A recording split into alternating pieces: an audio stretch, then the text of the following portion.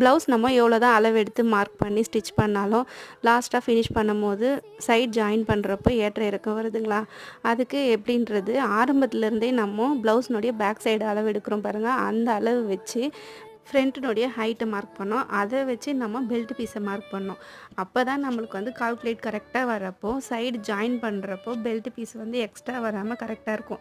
Front piece அதிகமாகிட்டாலும் பரவாயில்ல, நம்ம வந்து 4 டாட் பிடிப்போம் இல்லையா, அந்த மாதிரி பிடிச்சி அட்ஜஸ்ட் பண்ணிடலாம்.